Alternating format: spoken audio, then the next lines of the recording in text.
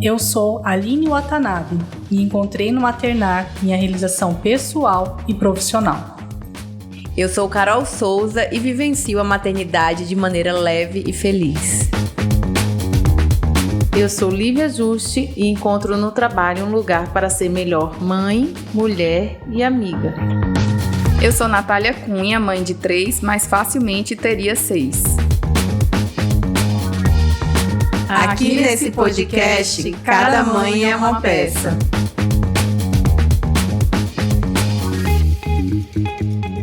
Hoje é terça-feira, o melhor dia da semana, dia de podcast Trupe de Mãe. E hoje a gente está muito feliz porque a nossa convidada vai trazer um assunto que foi muito pedido. Acho que o campeão de pedidos nas nossas caixinhas, no nosso direct. E se você ainda não nos segue no Instagram, aproveita e vai lá e confere também os nossos episódios no nosso canal no YouTube. É com muita honra e responsabilidade que recebemos aqui Ana Maria Pellegrino, pedagoga, pós-graduada em gestão escolar, psicologia educacional, especialista em intervenção precoce no autismo, professora do AEE, Atendimento Educacional Especializado da Rede Municipal de Ensino, casada com Ricardo, 19 anos, e mamãe do Henrique e do Heitor. Seja muito bem-vinda, Ana. É um prazer tê-la conosco. Ai, obrigada, gente. Eu tô, assim, num misto, assim, de ansiedade e alegria, né? Tô muito feliz de estar aqui. Eu já acompanho, né, as meninas, já vejo o trupe. Acho muito legal, assim, o trabalho de vocês, né? Que vocês trazem pessoas tão diferentes e ao mesmo tempo tem um fator assim comum, né, que todas as mulheres muito fortes, né, cada uma na sua característica, mas todo mundo muito forte, e eu acho que se eu tô aqui, né, porque eu me enquadro nessa categoria, né, então muito feliz de estar aqui, tomara que eu consiga corresponder às expectativas aí do pessoal. Nós sempre gostamos de receber as pessoas com um textinho carinhoso daquilo que a gente acredita que descreva um pouco a história, mas devo lhe confessar que a sua foi a mais difícil até hoje para mim.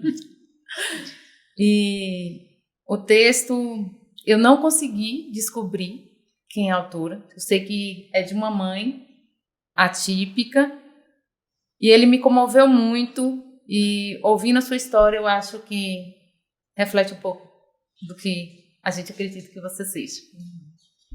E diz assim: a minha maternidade vem com rótulo, um anexo, um sobrenome, uma espécie de localização. Eu queria ser só mãe, mas a minha maternidade pede por uma bandeira. Quem sabe colorida, quem sabe atrevida, para que não possa fingir que não me veem. Mãe atípica. Querem me colocar numa caixinha pequena demais para me caber inteira. Atípica não fala sobre a minha identidade e também não fala sobre meu filho, que não é um tipo de criança, é sobre um lugar. Não sou heroína porque meu filho não é um problema. Não sou guerreira porque meu filho não é um fardo. Não sou coitada, nem santa, nem super, nem nada. Eu sou mãe. Grávida, apaixonada por uma ideia de como a sua vida seria, como seu filho seria, e tempos depois recebendo a notícia de que sua história era outra. Vejo sua dor, seu medo imenso, às vezes maior que você, suas noites mal ou nada dormidas, e o esforço para levantar no outro dia com disposição para ser farol e iluminar. Vejo você iluminando, pulando de médico em médico, de consultório em consultório, tentando achar caminhos enquanto se sente perdida. Vendo o seu sonho da maternidade invadido por termos e nomes difíceis. Vejo você tantas vezes desesperada e hora depois, minutos, às vezes, botando o melhor sorriso para continuar, tão firme e ao mesmo tempo cheia de dúvidas. Trabalhar ou não? Como trabalhar? Onde buscar recursos? Será que é disso que meu filho precisa? E se eu errar? Quem sou eu? Vejo a sua solidão, a sensação que ninguém vai entender, olhando ao redor e vendo nenhuma ou uma pequena rede. Sobrecarregando a pequena rede, se sentindo mais uma vez culpada, responsável. O mundo nas costas, os filhos no braço e as forças nas pernas. comemorando coisas que ninguém mais entenderia o tamanho que tem. A pegada na colher, 1 centímetro para o lado, uma palavra nova conquistada, o pé que está menos na ponta, o corpo mais organizado. Um dia sem crise, um olhar conectado, um encontro, uma fralda a menos, uma colher de comida a mais. Vejo você no exato instante que se sentiu mãe. Vejo você no momento que, a partir do seu filho, enxergou tantos outros e acreditou em um mundo diferente desse. Você é mulher, é humana. Você dá tudo o que tem por escolha e se reinventa e se reabastece. Você importa muito para o seu filho, para os seus, para mim e para todas nós que vemos, mesmo de longe, nos interligando nessa rede. Você me inspira todos os dias. A sua existência fortalece a minha. Ouço sua voz toda vez que traço novos caminhos. Abro um sorriso quando penso no seu. Você é mãe para além de todas as bandeiras. Que lindo. Que lindo. E acho que ele diz muito do que você é aqui pra gente, Ana. Porque todas nós, ao esperarmos nossos filhos, idealizamos como ele deveria ser, o que a gente espera que ele seja no momento que ele chega e que não saiu como o planejado, e você tem que se reinventar, você tem que ser forte, você tem que ser luz no momento onde o que a gente vê às vezes é escuridão, é insegurança, e mais que isso, você consegue perceber o valor das pequenas coisas que a gente não presta atenção, porque a gente não precisou prestar, né? Então, por isso que eu digo, te ter hoje aqui é uma responsabilidade muito grande, porque chegar na casa das pessoas e contribuir para que elas celebrem aquilo que elas têm, dê valor àquilo que elas têm e para que elas despertem exatamente para o outro. Esse texto descreve muito mesmo, assim. Só poderia ser uma mãe atípica mesmo, poderia ter escrito, né? Porque é isso mesmo, essa coisa do... Hoje ele sentou 10 minutos para comer. 10 não, 10 é muitos. 3 minutos para comer. Hoje ele pegou na colher, sabe? Hoje ele já não usa mais fralda durante o dia. E isso foi ano passado. Ele tem 7 anos. E ano passado a gente conseguiu desfraldar ele durante o dia. Então, assim, para uma criança típica, com 2 anos, ela já está indo no banheiro, né? E para as pessoas pode ser assim, só isso, né? Agora que ele está indo pro banheiro, né? E mesmo assim, esse desfraldar não é um desfraldar assim, com total autonomia. Ele precisa ser lembrado, né? A gente usa com ele comunicação alternativa, porque antes a gente dizia, a Natália pode até me ajudar, que era não verbal, né? Agora a gente já diz que ele é não oralizado, porque ele verbaliza, ele gesticula, ele se comunica do jeito dele, mas ele se comunica, né? Então, assim, a gente precisa ajudar, né? Tá na hora de ir no banheiro, vamos pro banheiro, Heitor. E aí a gente leva pro banheiro. Se a gente esquecer, ele faz na roupa, né? Então, assim, ele tem 7 anos. Mas ele não fala ainda, né? Então, todo dia é uma batalha, sabe? E acho que eu vou começar desde o início, para ficar mais fácil de vocês entenderem, né? Eu tenho o Henrique, que tem 7 anos, ou 14 anos, e a gente só descobriu o autismo de Henrique com quase 7 anos de idade.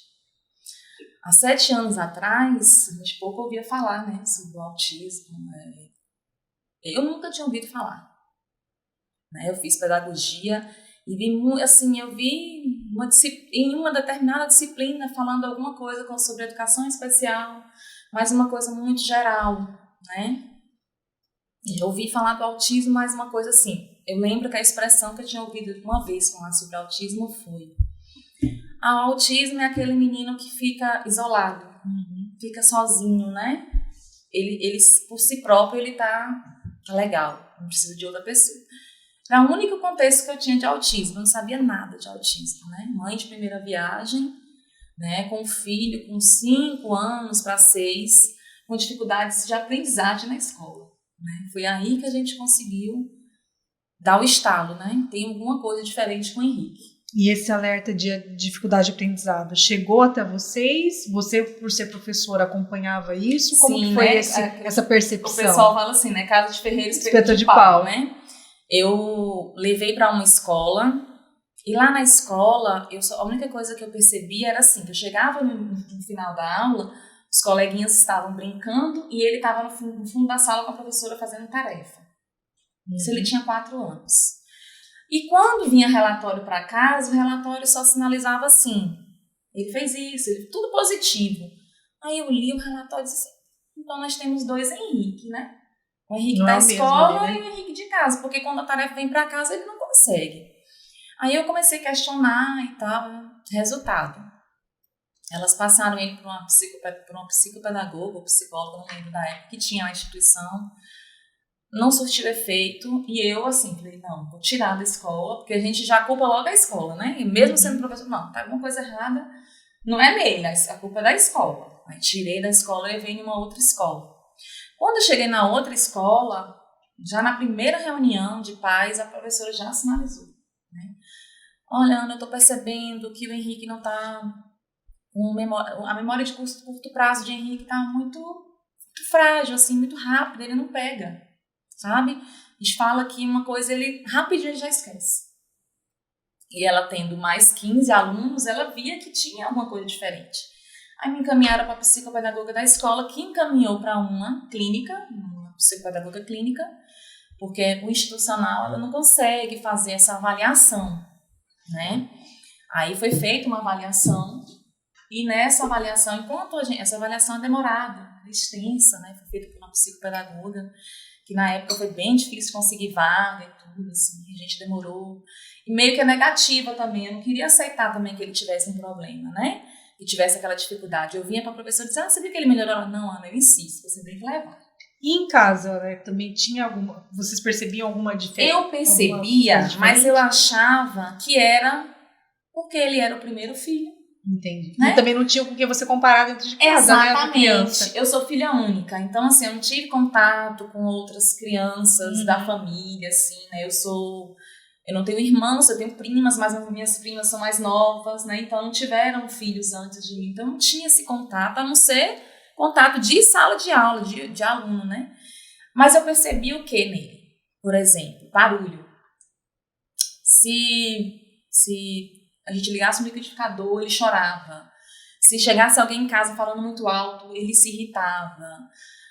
Furadeira, qualquer coisa que fizesse muito barulho, fogos de artifício, era um tormento, sabe? Réveillon era um caos.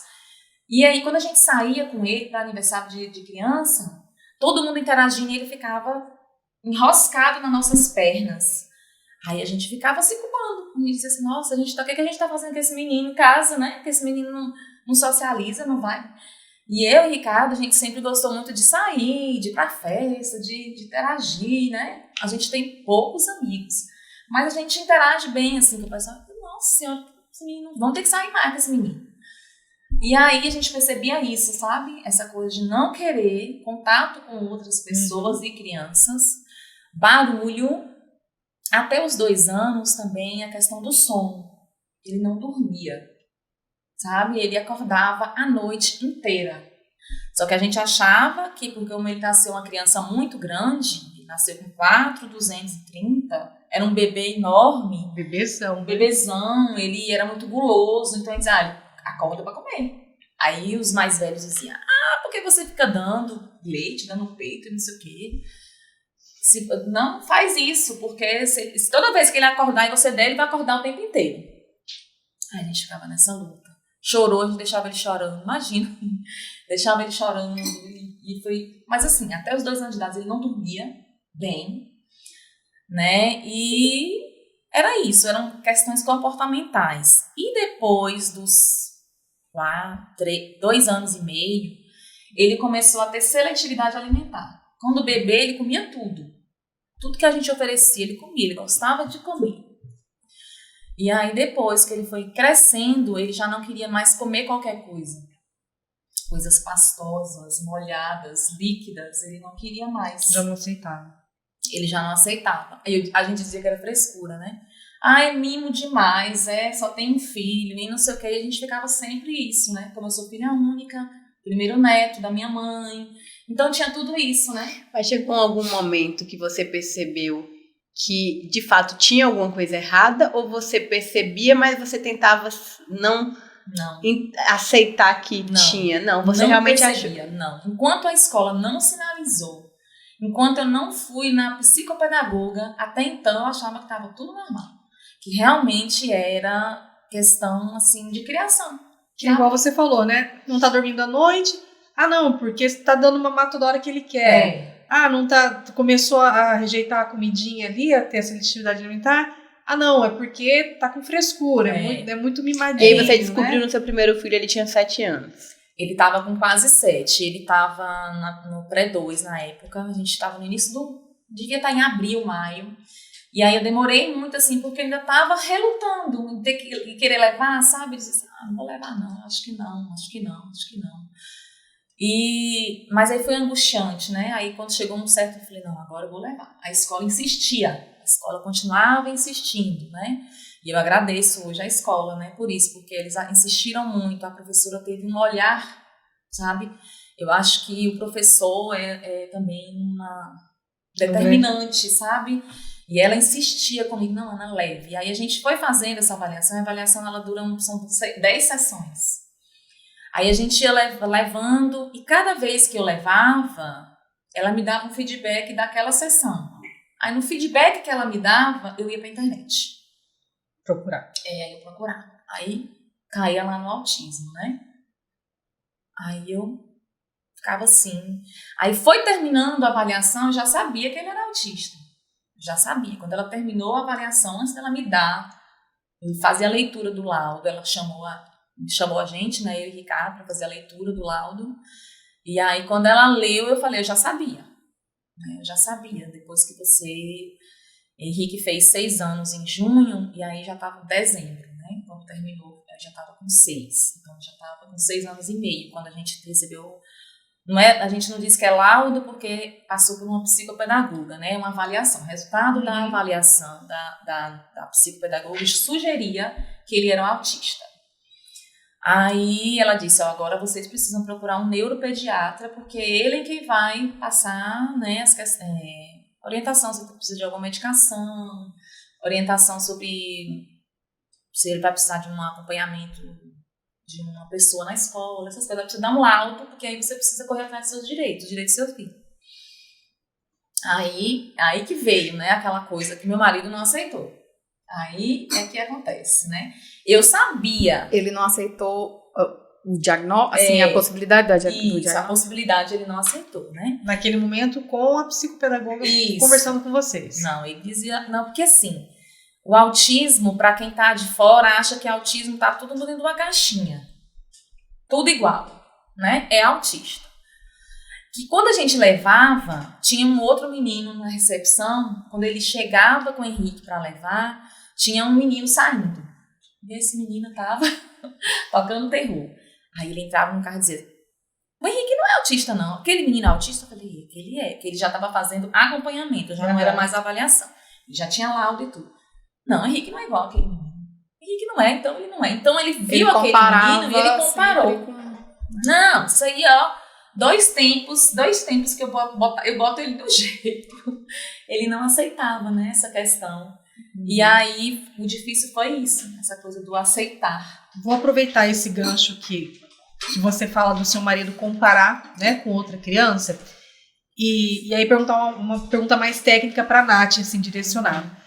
Quando eu escuto essa fala, eu tenho entendimento de que tem, então, diferenças do comportamento do autista. Então, tem crianças que vão se comportar de uma forma ou crianças que vão se comportar de outras, mas são autistas. Igual a gente estava conversando um pouquinho antes. Antes era utilizado um termo que se falava grau, que não se usa mais, hoje é nível. Então, quais são essas diferenças, Nath, para você poder falar pra gente, a gente poder também, né, o pessoal de casa... É o grau e é nível ou não existe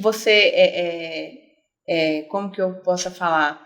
Não tem como você pontuar? Não, hoje tem se usado mais nível, mas ainda assim existe um cuidado que se pede, né? Porque o nível é nível 1, 2 e 3, o nível 1 que chama de nível de suporte, né? Como se aquela pessoa autista tivesse no nível 1, nível de suporte menor, né? Mas é esse cuidado, porque parece dar a ideia de que nível 1 é um autista leve, nível 2 é moderado, nível 2 é grave, e a gente sabe que o transtorno é um espectro, né? Então a criança ela pode vivenciar...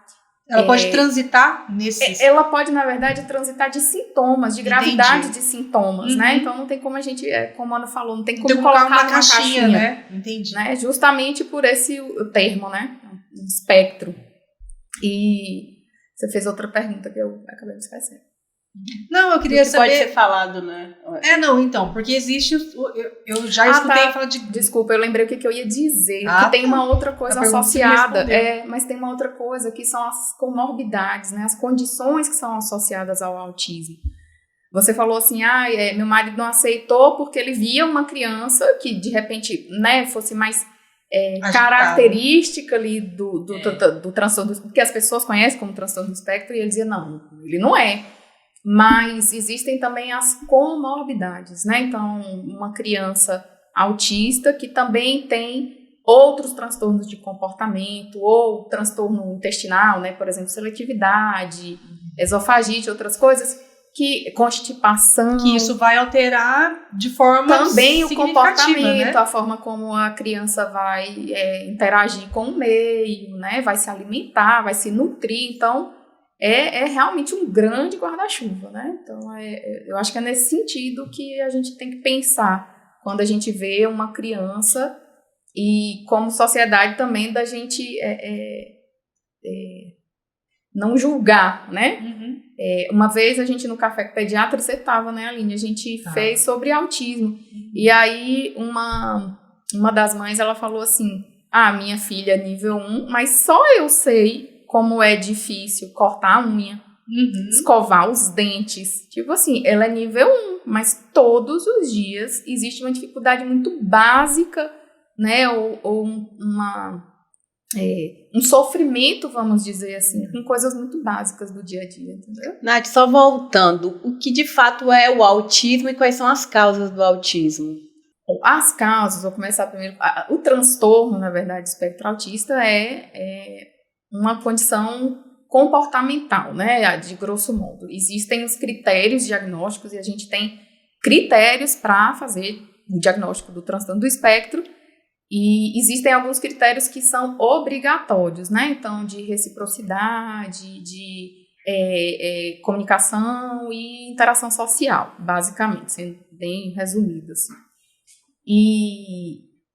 Porque isso varia também conforme a idade, né? Então, tem idades, por exemplo, aquela criança que de 10 a 12 meses não dá tchau, não manda beijo, né? Não consegue fazer alguns jogos de interação, né? Então, a depender da idade, a gente chama mais atenção para um desses aspectos ou outro. E a causa, na verdade, é o que a gente chama de multifatorial. Eu não consigo dizer assim, seu filho é autista por causa disso. Existem inúmeros fatores, né? Existe uma causa genética que é importante, né? Ainda é a principal causa, mas existem fatores ambientais, fatores externos, medicamentosos, ambientais. Então, a gente ainda não tem como dizer um único fator. Você disse que não consegue dizer... Seu filho é autista por determinada coisa, mas você consegue dizer para a pessoa que pensa em engravidar, não faça isso para diminuir a possibilidade de ter um filho autista? Sim, algumas coisas, né? Primeiro, que a gente não consegue ainda, na maioria das coisas, fazer causalidade, entendeu? Relação de causalidade. Então, por exemplo... Explica esse termo. Isso que eu vou explicar agora. Por exemplo, eu não consigo ainda te dizer com toda certeza, né? A partir de estudos que, por exemplo... se você com certeza comer hambúrguer em toda a sua gestação, seu filho será autista. Só que a gente sabe que uma má alimentação, né, pode ter um fator de risco, entende? Uso de algumas medicações, agrotóxico, parto cesariana. Então, tem algumas coisas, alguns fatores. Parto cesariana? Parto cesariana. Então, significa que no momento de ter o filho, pode ser que ele se torne autista pela via de parto? Não exatamente isso, assim, mas explica esse negócio aí, que você vai não, dar um ótimo corte, uma ótima polêmica. Porque assim, parto cesariano. É por isso. Você vai ser cancelada na internet agora. Existe uma correlação, mas não existe causalidade. Então, eu não consigo dizer isso que você acabou de reafirmar, mas existe uma correlação.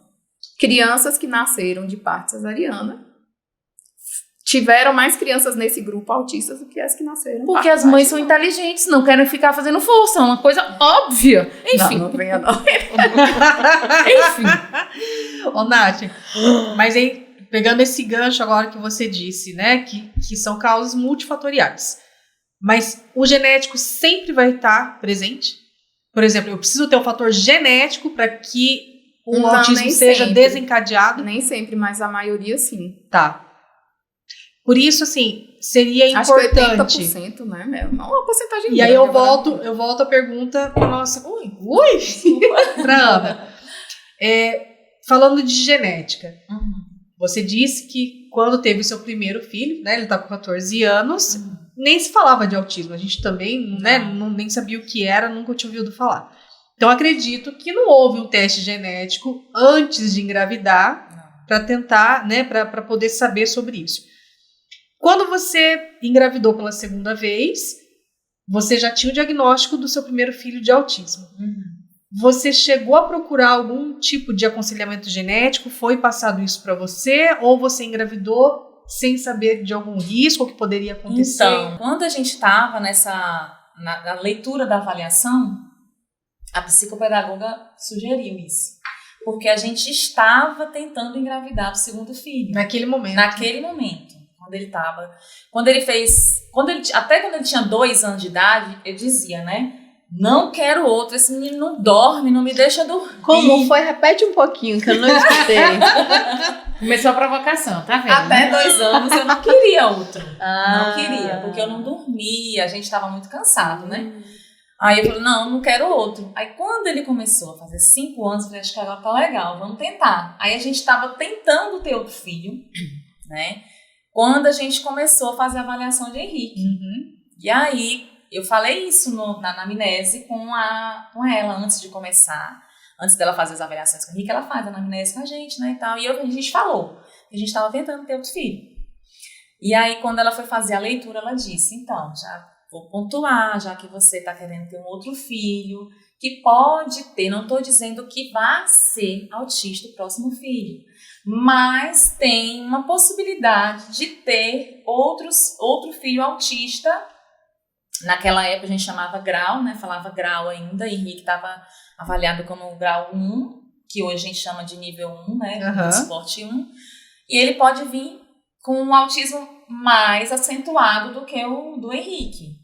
Aí a gente deu aquela gelada, né? Aí olhamos um pro outro e falou assim, vamos desistir. Aí a gente desistiu de engravidar. De tentar engravidar, eu fiquei quase 2 anos tentando e eu não conseguia.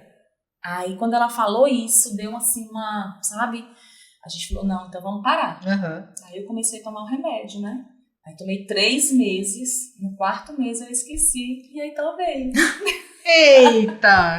Lasqueira. Mas, Ana Maria, para fechar um pouco o raciocínio, porque ficou uma lacuna ali, você disse que no primeiro momento o seu marido não aceitou, principalmente até porque ele viu uma pessoa e comparava com aquela criança e via que ele não tinha. Como foi para vocês esse processo de aceitação? Porque embora você já soubesse, você também precisou passar por um processo de aceitação. Sim, não foi fácil. Essa foi a pior parte, né? Quando a gente descobriu o que era, a gente ficou naquela angústia.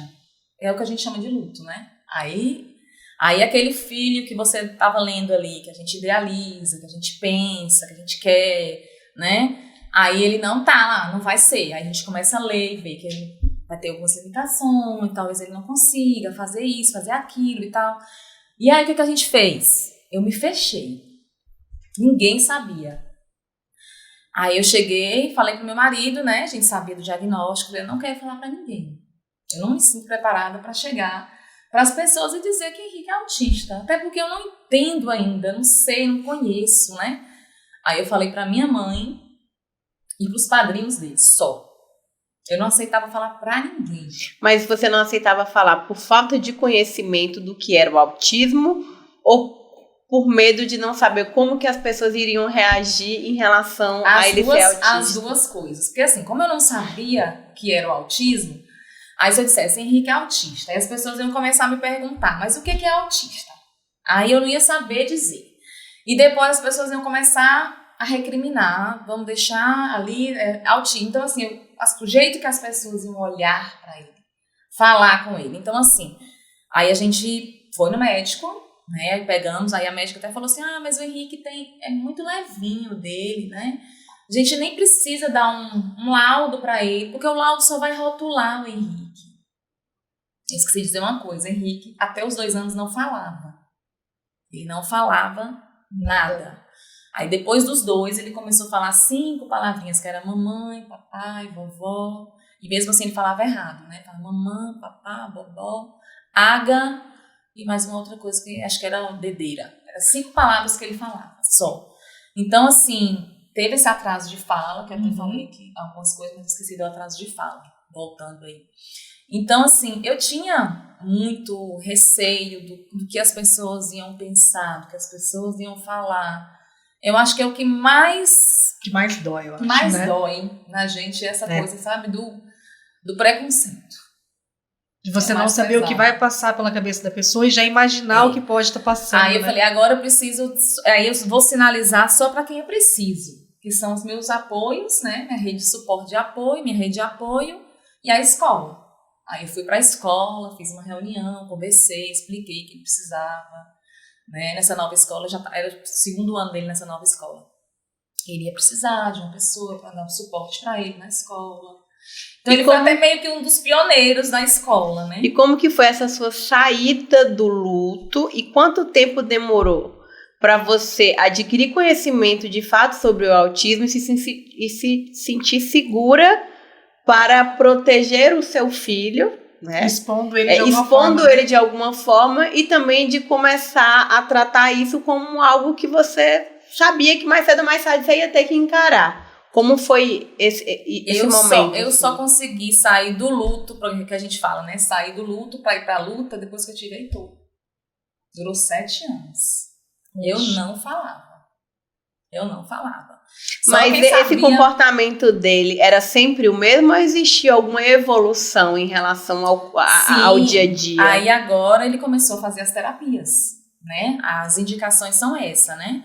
Passou uma medicação para ele tomar. Mas quem que começou a fazer a terapia? Por exemplo, a gente está falando do mais velho. De Henrique, né? Isso.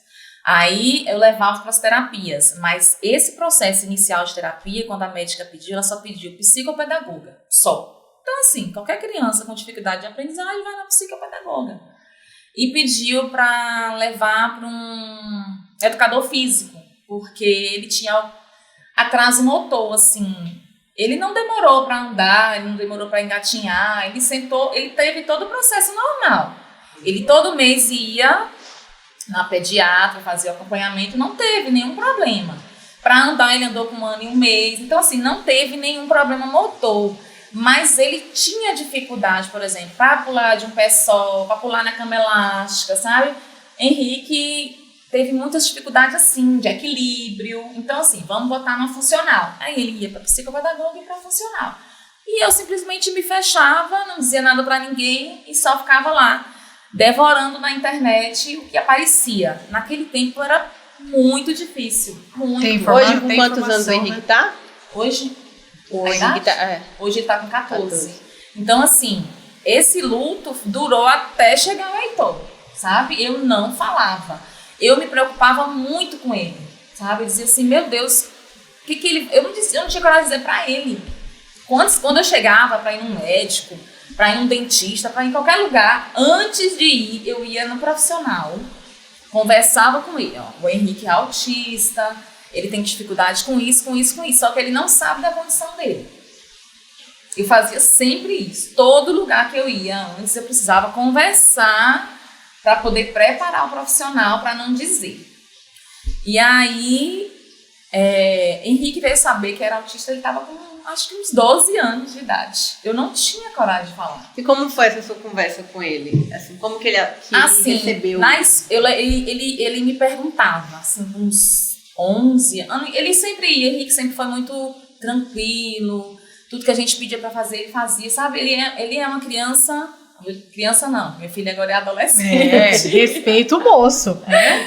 Quando ele era pequeno, ele nunca deu trabalho, sabe? Comportamento muito tranquilo, muito calmo.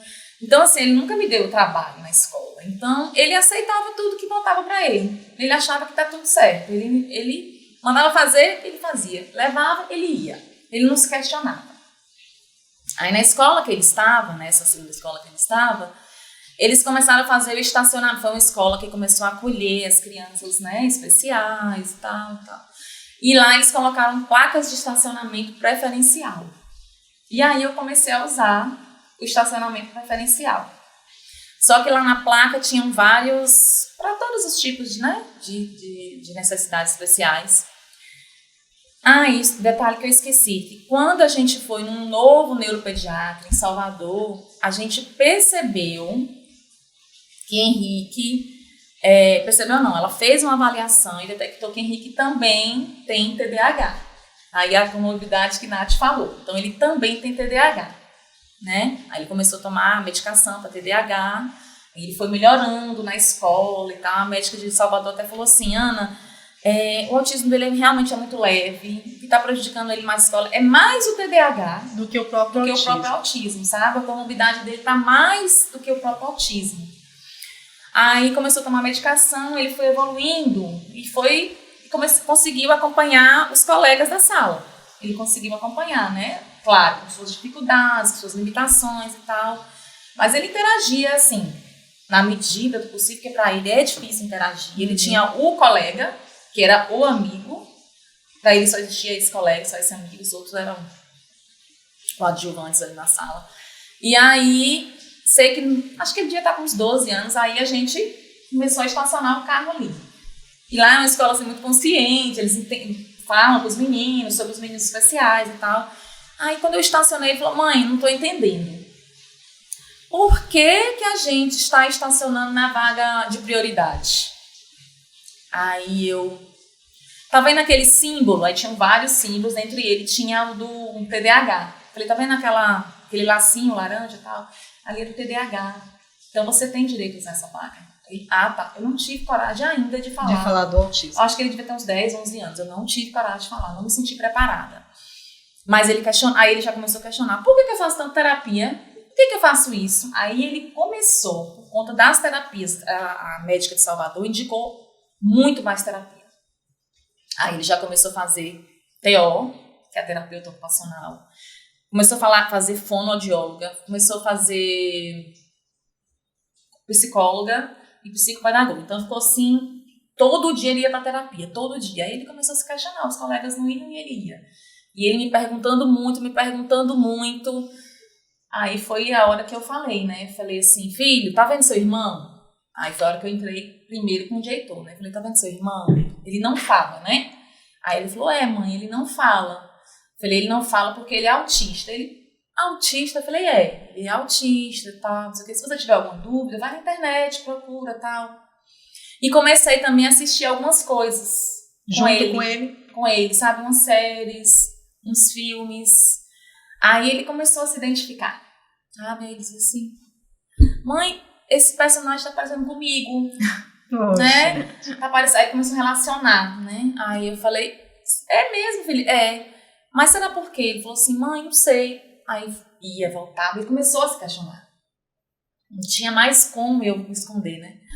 Falei, mãe, eu sou autista? Eu não tive coragem de responder nessa hora. Eu ainda não tive coragem. Ela tava com uns 12 e eu não sei coragem de falar.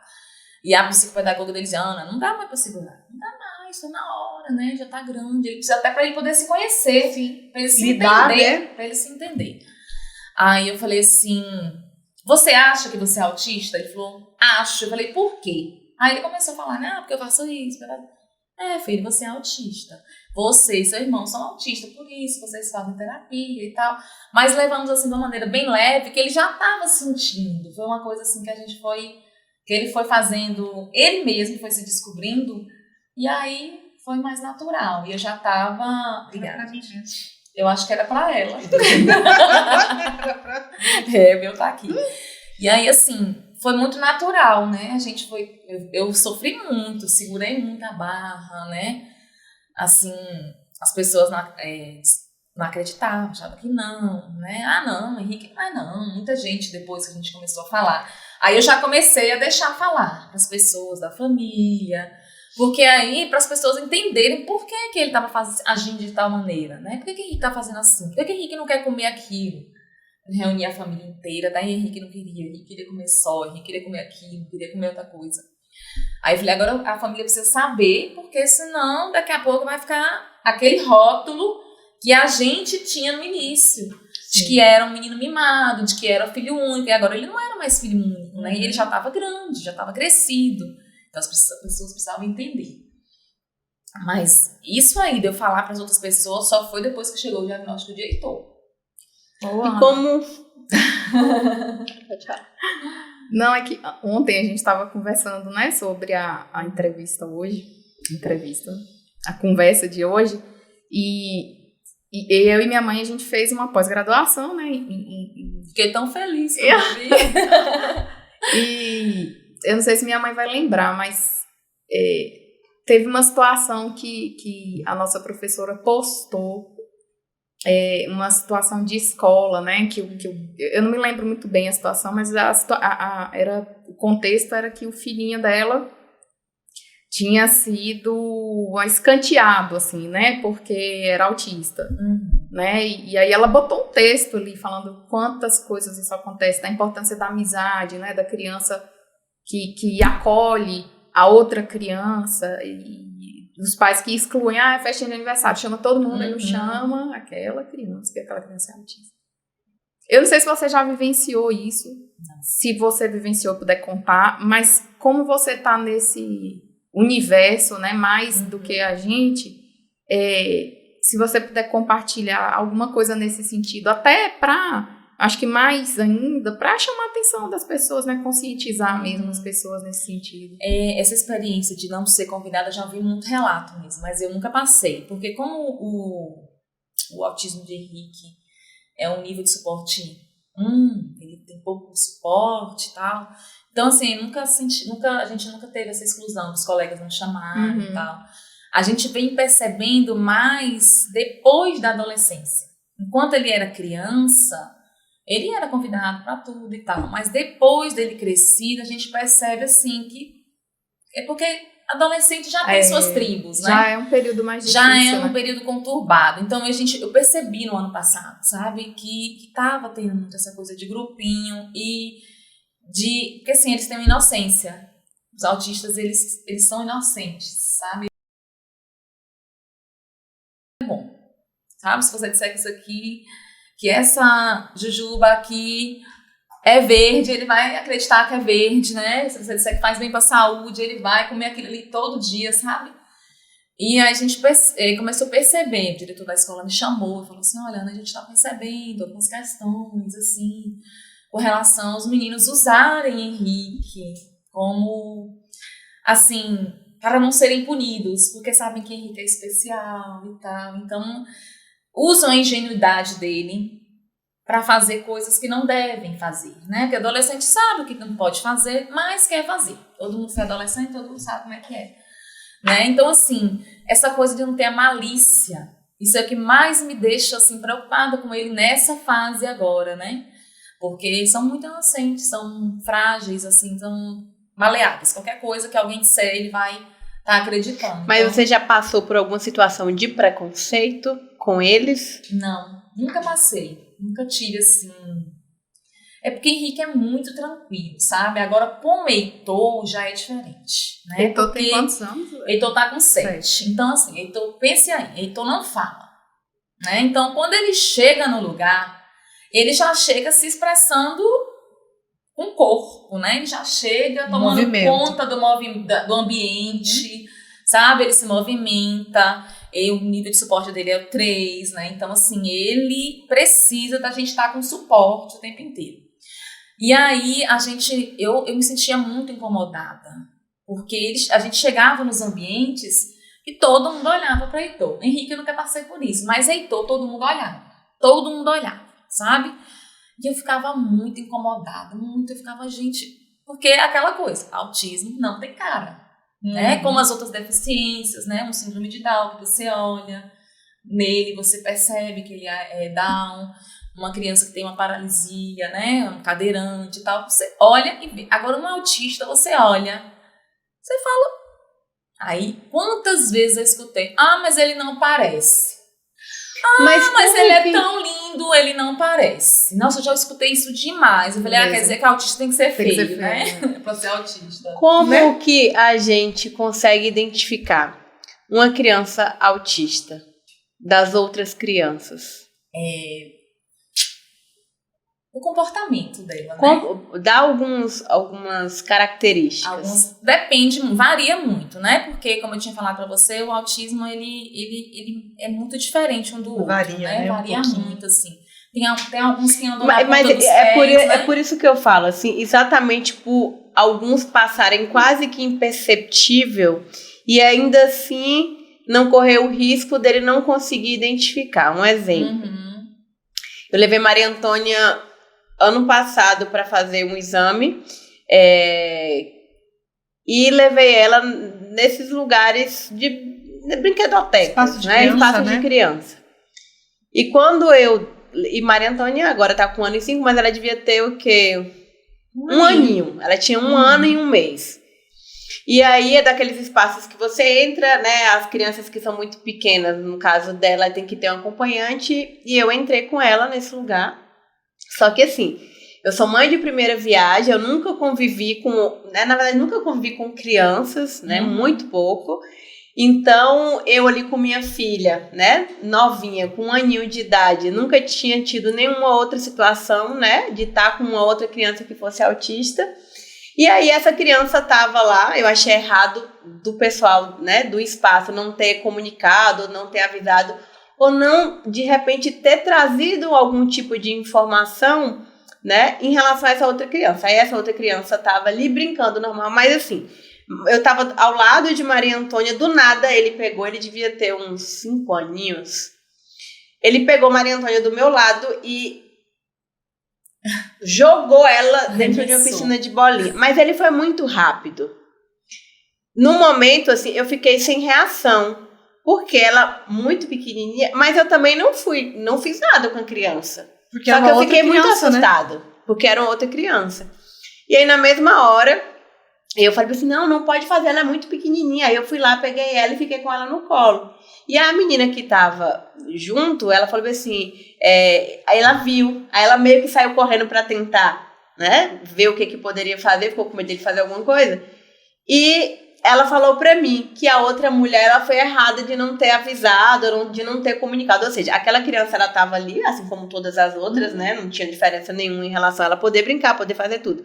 Aí, quando eu falo a diferença, ou identificar as características, é exatamente da pessoa como mãe ali, ou como cuidador, saber como ela deve se comportar com uma criança que é autista. Eu não sei, assim, eu falo, mas eu não sei até onde a gente fala e a gente está falando certo, é o que a gente falou, né? Sim. E a gente está falando errado. Mas, às vezes, pode passar despercebido como se fosse uma criança mal educada, ou uma criança que não estivesse se comportando de uma maneira correta. E aí, nessas horas, o seu filho, ele vai ser tratado de uma maneira errada. Sabe? Eu falo nisso no sentido não só da gente saber como identificar, mas de quem é a mãe de um autista, ele saber que o seu filho, ele também está protegido de alguma forma. Você consegue entender o que eu tô falando? Assim, os comportamentos, eles variam muito, né? Hoje eu li uma frase no Instagram que eu achei bem interessante, que diz assim, né? Que o autismo a gente pode comparar o autismo ao mar, né? Que tem dias que as ondas estão bem agitadas, tem dia que as ondas estão bem em calmaria. Então, o autismo é isso, sabe? Tem dias que Heitor tá super tranquilo, na dele, paz, zen.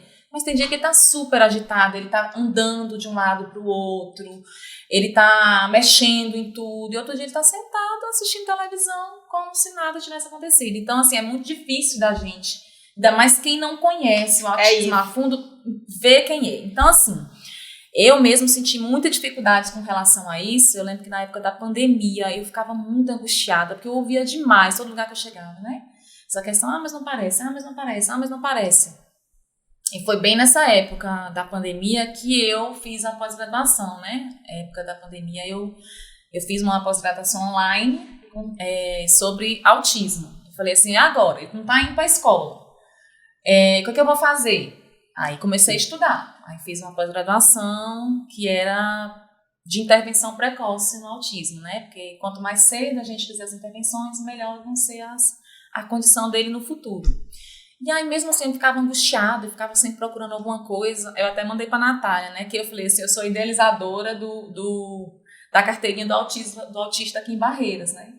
Quando eu vi esse projeto em uma outra cidade, eu olhei e falei assim, gente, é isso que eu preciso de uma carteira para eu chegar nos lugares, para eu não ficar o tempo inteiro levando o laudo do meu filho e ter que ficar justificando, a gente vai pegar preferencial porque ele é autista, tá?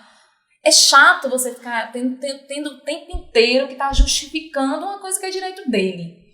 Aí eu entrei em contato, né, com um amigo que é vereador, e aí ele falou assim, ele olhou o projeto, né, e falou assim, ele olhou a ideia e falou assim, Ana, eu vou fazer esse projeto, porque eu acho que vai beneficiar não só os seus filhos, mas a comunidade autista em Barreiras, né?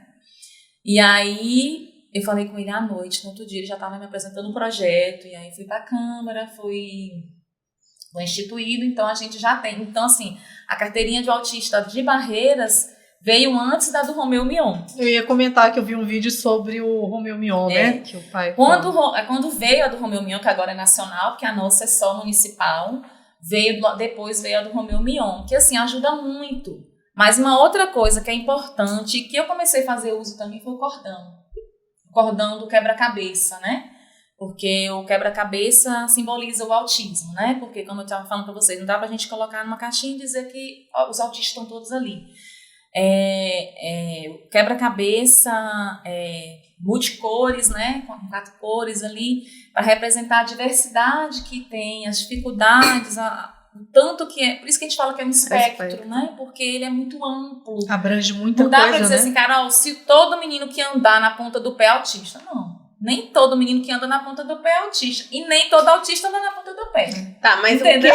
o que existe? Não existe uma regra. Isso eu entendi. Não existe. Mas que como que eu... Tá, então quais são? A carteirinha, o cordão. Não, tá, mas assim... Se não tiver isso, você vai perceber assim, com relação ao comportamento dele.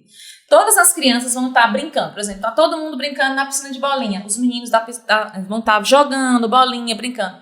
Ele provavelmente vai pegar aquelas bolinhas, vai enfileirar, separar por cor. Ele vai fazer uma brincadeira diferente do que seu filho está fazendo. Outra coisa também é essa questão da inquietude, né? Eles não conseguem ficar parados muito tempo num lugar, eles vão começar a andar, mexer. Teve uma época que Ricardo mesmo não queria sair com o Heitor, porque ele mexia na mesa de todo mundo. Por exemplo, a gente pedia uma coisa para comer, mas se ele olhasse na mesa do vizinho, tem um negócio ali, ele já partia. Refrigerante, se ele tivesse aqui, ele via direto nela aqui, porque o refrigerante está aqui, ele não quer saber. Minha Coca não vai pegar. Não, ele não quer saber se a Coca é dela, que eu não conheço ela. Ele vai, sabe? Então, assim, eles não têm filtro. Então, eles vão mesmo, por exemplo, chegou na sua filha, uma outra criança não chegaria assim, né, bruscamente nela. Eu acho eles têm uns comportamentos, assim, diferentes. Eu acho assim, sabe? Eu acho que é difícil. É difícil. Para uma pessoa que não tem convívio, que não tem filho e que não é profissional da saúde, às vezes identificar. Né? Eu acho que é difícil. É difícil. A sua resposta é difícil de ter.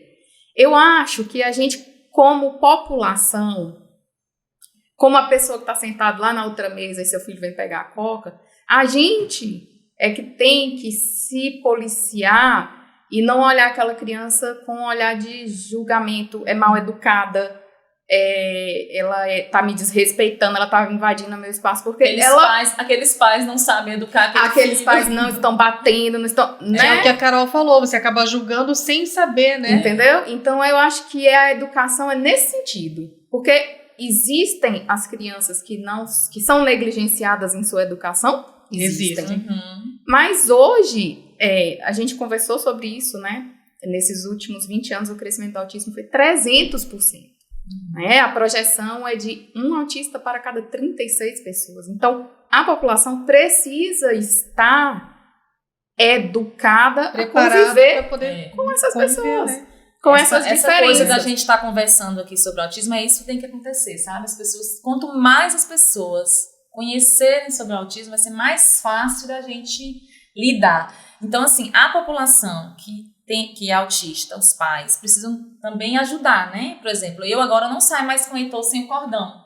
E eu percebi a diferença do olhar das pessoas depois que ele começou a usar o cordão. E olha que nem todo mundo tem essa informação. Mas não, assim, quando eu saía com ele sem o cordão, porque eu comecei a usar o cordão com ele tem pouco tempo, eu sentia o olhar de todo mundo recriminando, sabe? Meu marido ficava sem querer sair por conta disso, porque ele se sentia incomodado das pessoas estarem julgando, sabe? Aí agora a gente sai com ele, bota o cordão. Eu falei, Heitor não vai aceitar esse cordão, porque Heitor, quando ele quer uma coisa, ele quer. Quando ele não quer, mas ele usa o cordão, a gente sai com ele. Então, assim, eu já senti que as pessoas olham de uma maneira diferente para ele. Ó, aquela criança ali tá com cordão, então ele é autista. Então, qualquer coisa que ele vá fazer... Já é mais compreensível, né? Então, assim, é isso que a gente tem que disseminar a informação. As pessoas precisam entender, conhecer, mas a gente também precisa sinalizar, né? Porque para ficar mais fácil. Sim, verdade. Realmente é difícil de... Eu agora, como já estudei, já tenho 2, trabalho na área, né? Tem 2 anos, né? Comecei ano passado na área, comecei a atuar na sala de AE, que é o atendimento educacional especializado. A gente atende crianças especiais, não só autistas, mas todas, né, todas as crianças com necessidades especiais a gente atende nessa sala. E aí, quando a gente senta num lugar que a gente bate o olho, a gente fala. Que pra gente é muito natural agora, né? A gente vê assim, pra população de longe eu já conheço, sabe, alguma coisa. Todo mundo em casa já deve ter percebido que esse é um tema que rende muito. Inclusive, a gente já se perdeu um pouco aqui na condução, porque são tantas informações. E a gente busca sempre alimentar a curiosidade e o conhecimento de todo mundo que está em casa. Que agora eu me pergunto, Ana, dentro dessa lacuna, e o seu marido? Como foi esse período de aceitação? Como foi para ele? Que agora não era só aceitar o Henrique e aceitar o Heitor. Fala um pouquinho para a gente. Então, Heitor, ele não veio programado, né? Como eu falei. Veio assim, tinha que vir, né? Mas... eu acho que ele veio justamente para a gente poder aceitar, sabe? Essa condição de que a gente tinha um filho autista. Porque foi depois de Heitor que eu comecei a aceitar, comecei a correr atrás, estudar. Ricardo também, eu lembro como hoje, a gente no neuropediatra, e ele dizia assim, mas ele vai, se ele fizer todas as terapias, ele vai conseguir se desenvolver bem, ele vai conseguir... ser um homem, assim, né, como todo mundo espera do pai. Aí a neuro falou assim pra ele, sim, ele vai conseguir, ele tem toda a condição disso. Então a gente vai fazer o possível e o impossível para que ele consiga, né, trilhar o caminho dele. E foi a partir daí, né, que a gente começou a aceitar mais o autismo, ver que a gente estava aqui para ajudar o Henrique, e eu acho que até meu papel foi até mais, assim, eu acho que hoje eu já consigo ajudar outras pessoas também, né? E a gente, quando veio a notícia da gravidez de Heitor, foi até engraçado, assim, eu estava evitando e um mês eu não evitei, aí ele brincou e falou assim, vamos esquecer isso, vamos ter outro. Aí eu olhei, já tava desconfiada que tava grávida, né? Aí eu virei pra ele e falei assim, e se eu te disser que eu acho que eu já estou? Ele, sério? Aí ele correu, foi na farmácia. Então assim, a gente esqueceu naquele minuto ali, sabe? Que poderia ter um outro filho autista e tal, sabendo toda essa possibilidade. Aí foi lá, fez o teste, eu falei, não, ainda não acredito, vamos fazer né, o exame, fizemos. Assim, a gente foi, assim, até eu lembro que eu dizia assim, tomara que venha uma menina, porque até onde eu já tinha lido, estudado, a gente via que a incidência maior de autista era de meninos, né?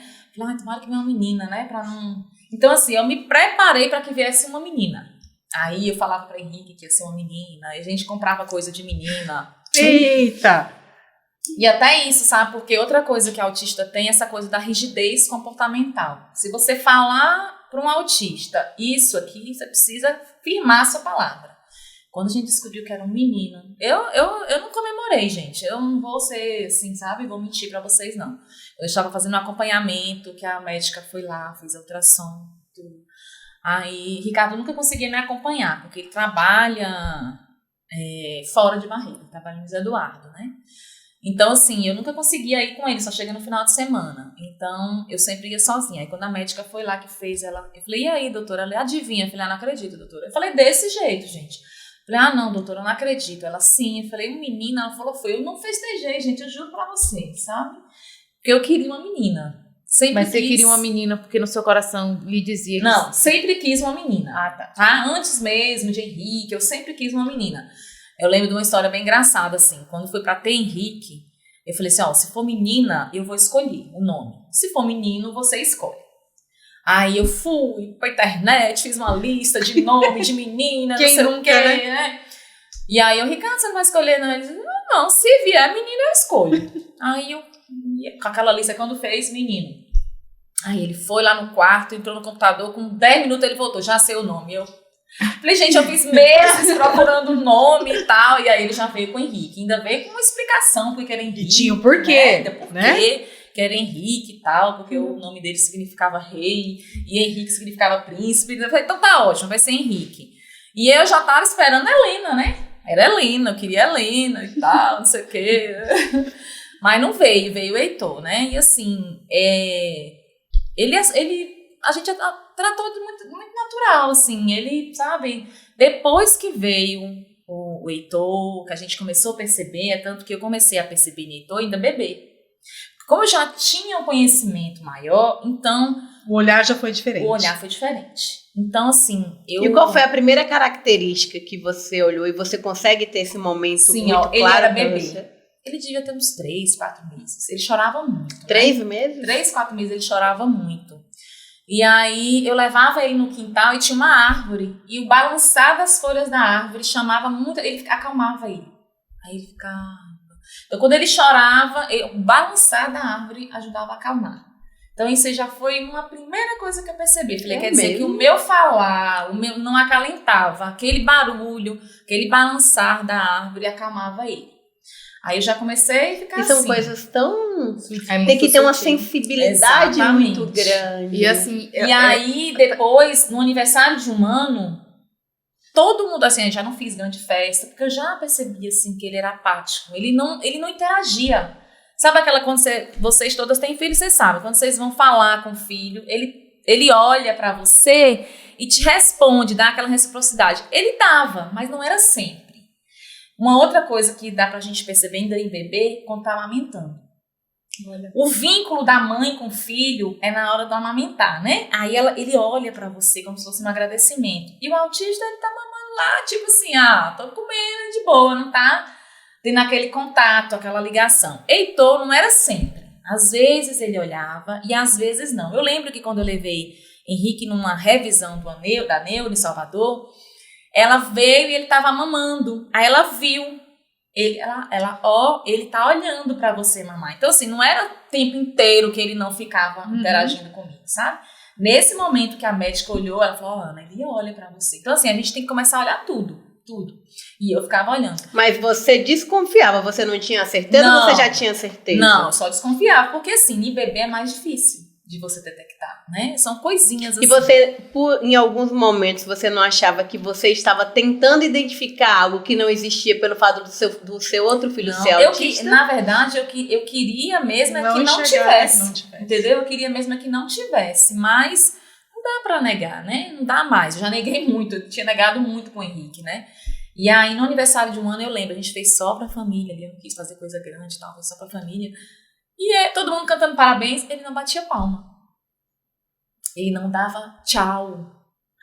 Então, assim, uma criança com 1 ano não dá tchau, não balbucia, não bate palma, não joga beijo, tem alguma coisa, não tá legal, tá diferente, entendeu? É isso aí que você tem que ver. Eu queria aproveitar só essa fala para falar duas coisas, assim. Uma é que, na verdade, algumas coisas que a gente vê na internet que é mito, né? Então, a primeira é que o autismo ele é desenvolvido depois que a criança... Não, a criança nasce autista. Ela nasce autista. É óbvio que, como você disse, às vezes os sinais são muito sutis e para o próprio profissional é difícil, às vezes, um bebê muito pequeno, a gente identificar. Mas o oposto também é verdade, né? Porque a gente vê muito, que precisa de várias consultas para dar o diagnóstico. Sim. Não, gente, às vezes a primeira vez... Eu já chamei a atenção de uma família numa teleconsulta. Uma queixa de seletividade, de constipação, na hora que ele apareceu na minha frente, eu falei, olha, pode até ter, é uma comorbidade comum, mas a primeira prioridade agora é vocês começar a fazer terapia, né? Irem para neuro, porque era autista, entendeu? Então, isso é muito falado, né, que não pode ser dado no primeiro, né, o diagnóstico na primeira consulta, mas é muito relativo, né? A gente tem que ter o cuidado para não fazer né, super diagnósticos em crianças que não são, que tem outras questões, né, tem que isoladas. Ter responsabilidade ali, né? Responsabilidade. No diagnóstico, não dizer que sim, não dizer que não, né? Isso. E isso da gente poder reconhecer sinais desde novinho mesmo. Você já era uma mãe que conhecia essa realidade, então para você foi mais fácil ter essa percepção, né? É da mesma forma que o seu primeiro filho você não tinha, então demorou bem mais, 7 anos você achando que é. Ele começou a fazer terapia com 7 anos, Henrique. Heitor começou a fazer com 1 ano e meio. A diferença. E essa é a grande diferença, porque inclusive o documento que a Sociedade Brasileira de Pediatria traz é isso. Porque o que o diagnóstico precoce do autismo vai fazer de diferença na sua vida? Às vezes traz uma diferença para a família no sentido de ter um diagnóstico, porque é importante, né? Na maioria das vezes é importante para a família ter um diagnóstico, entender o que aquela criança tem, mas a grande diferença são as intervenções precoces, que é o que pode fazer diferença naquela evolução, né? De dar uma funcionalidade em vários aspectos, né? Na criança. E aí, às vezes, fala assim, e essa intervenção precoce seria o quê? Aí eu fui fazer a pós-graduação. Já volto um dia em Ricardo, porque é interessante a visão de Ricardo, quando foi para Henrique, quando foi para Heitor. E fica barato, só interrompendo rapidão, pra gente seguir a mesma linha. Com Henrique você descobriu, com ele tinha quase 7 anos. Com Heitor você descobriu? 1 ano e meio. 1 ano e meio. E você consegue ver muita diferença? Sim. Ou assim, mesmo quando a gente fala de diagnóstico precoce, ou por conta do nível que é diferente? O deles é tudo isso, né? Porque eles têm nível diferente e a intervenção também foi diferente, né? Foi logo no início. Mas Heitor precisava que fosse a precoce. Porque as coisas básicas que um bebê faz, ele não fazia, né? Aí eu lembro que eu acompanhava um blog e ela botou 10 sinais para autismo em bebê. Aí quando eu vi o vídeo, aí automaticamente eu já mandei para Ricardo e mandei para minha mãe. Aí quando eu mandei esse vídeo para ele, aí ele olhou e falou assim, ele é autista. Então assim, foi diferente o olhar dele, sabe? Até a aceitação, né? Quando ele viu, ele falou assim, de todos esses 10, Heitor se encaixa em 8 características, né? Aí ele falou assim, quando a gente for levar Henrique na neuropediatra, a gente já passa ele pela neuropediatra lá em Salvador. E assim a gente fez. Quando o Heitor estava com 1 ano e meio, a gente foi fazer a revisão de Henrique. Aí eu estava na recepção, olha só, né? Que o profissional, eu estava na recepção e Heitor chegou lá. Aí ela, oi, Heitor! E ele, Heitor! Ele não respondeu a ela. Aí ela olhou pra mim e falou assim, quando eu terminar com o Henrique, você entra com o Heitor, que eu quero fazer consulta com o Heitor. Aí eu olhei pra minha mãe e falei, tá vendo, mãe? Ela já percebeu. Minha mãe filha, vamos começar. E a gente começou a outra luta, né, que foi com o Heitor. Aí lá ela já passou todas as orientações, já foram orientações, assim, melhores do que a do tempo de Henrique, né? Já passou, assim, olha, você tem que acompanhar ele em todas as terapias, ele precisa fazer terapia intensiva, você tem que estudar, se lá não tiver profissional em Barreiras, você tem que fazer as intervenções em casa e tal. Então eu fui procurar saber o que era essa intervenção precoce.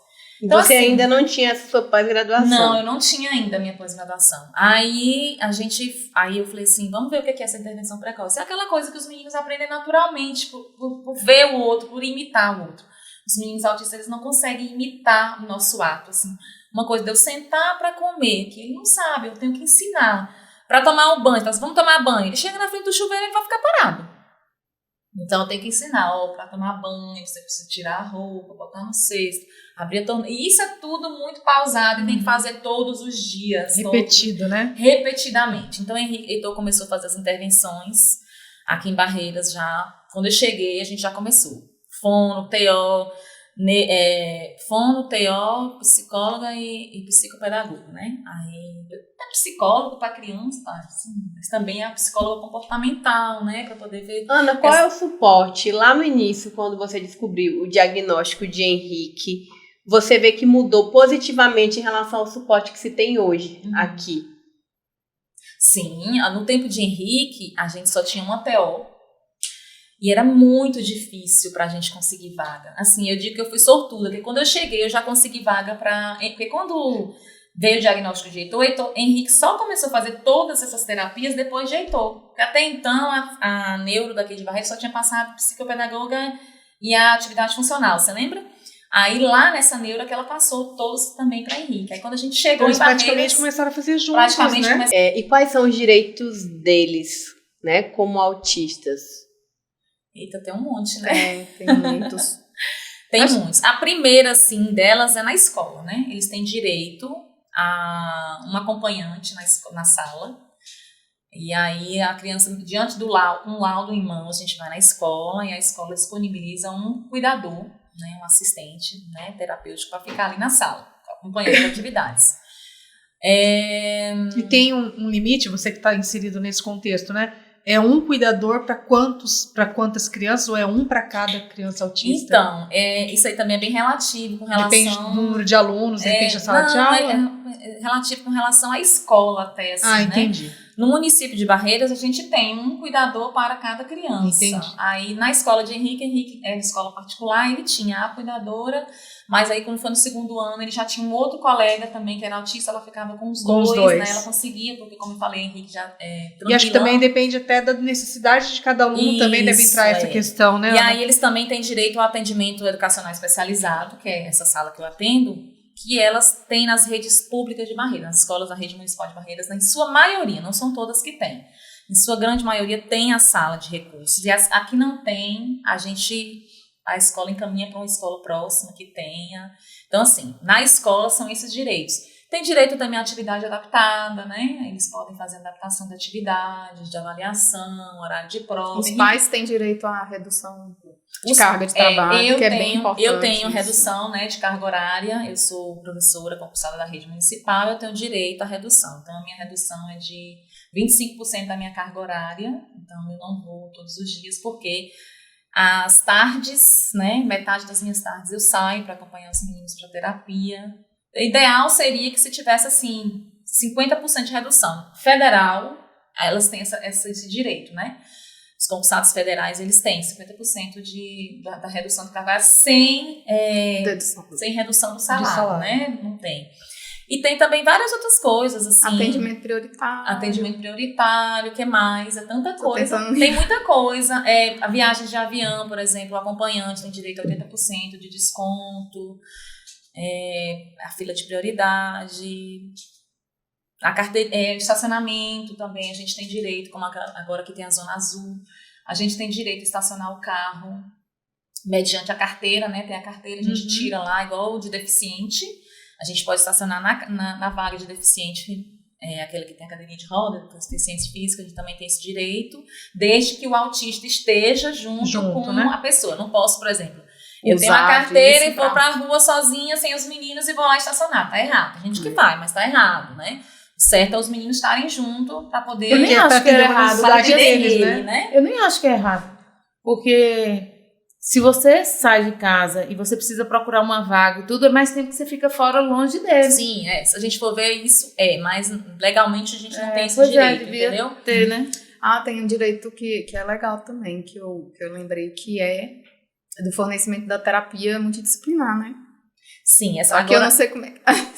Na prática, mas... Na prática, todos têm Mas tem direito ao atendimento multidisciplinar, multiprofissional, né? Que são esses que os meninos fazem. Aqui tem o SER, que atende, só que assim, a fila é bem grande, né? Para atendimento. Poucos profissionais. Eu agora não sei como é que tá, se tem profissionais suficientes para todas as áreas, assim, a fundo eu não sei. Os meus meninos fazem particular. Como que é a interação entre mães de autistas? Como que vocês se relacionam em relação a melhorias? Como que é essa comunicação de vocês? Como que isso é muito presente, assim, se é muito vivo, ativo aqui em Barreiras? Aqui tem uma associação, né? A Associação dos Amigos Autistas, é a AMA, que a Carla Fiais é a presidente. E aí tem esse grupo de apoio, né? Elas fazem atendimento lá para alguns, eles fazem o cadastro, fazem atendimento, é bem legal lá, vale a pena o pessoal ir conhecer, né? Quem puder ajudar, né? Eles têm... Fala um pouco sobre em relação ao que eles fazem, o que é desenvolvido. Eu não sei a fundo como é o que tem lá, não. Você sabe, Natália? Lá, a última vez que a gente foi, tinha nutricionista, eu acho que tem psicóloga, né? Ou é psicopedagoga. Que é um trabalho voluntário. É voluntário. Né? Então, algumas mães, a Carla, né, tem uma filha autista, ela é adolescente, acho que é da idade da minha filha mais velha. E eles têm reunião todo final de semana, né? No domingo. Pela manhã que ela atende os pais, eu lembro que ela comentou isso. Aí assim, aí o grupo, aí a AMA tem um grupo de WhatsApp. E aí nesse grupo de WhatsApp as mães choram nas pitangas. Gente, é difícil. Tem hora que tem vontade de sair, sabe? Porque assim, hoje eu agradeço, assim, sabe? É difícil ser mãe de autista, não é fácil.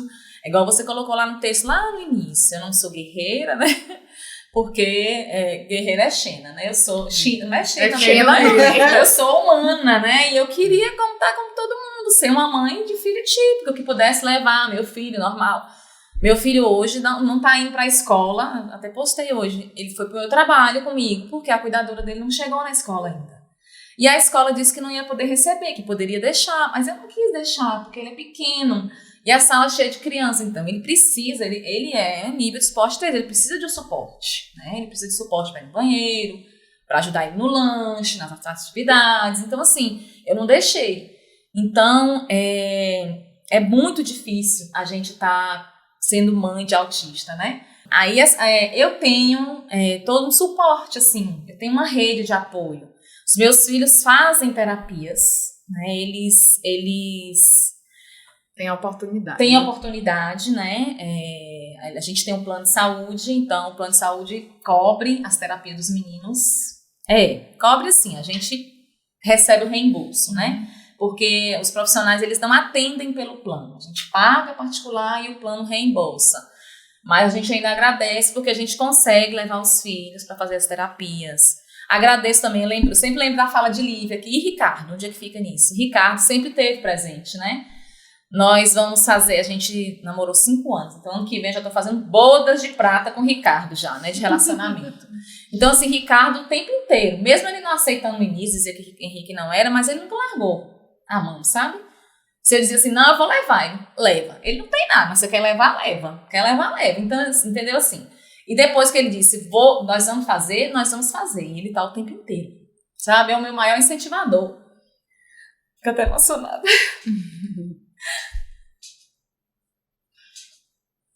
Tudo assim que eu me proponho a fazer, ele me bota lá em cima, sabe? Sempre me ajuda. Ai, meu Deus. Não é que eu não receba outras ajudas, mas a gente vê tanta história de mulheres abandonadas, né? Que na minha condição saem, porque é muito mais fácil você abandonar, né? É muito mais fácil você conviver com uma mulher que não tem tanta necessidade de fazer tantas coisas ao mesmo tempo, sabe? E eu digo, eu não fiz ainda uma análise, mas eu ainda vou fazer a avaliação, né? Pra ver se eu acho que eu tenho TDAH, porque eu não paro. Eu não paro. Eu também acho que eu tenho, sabe?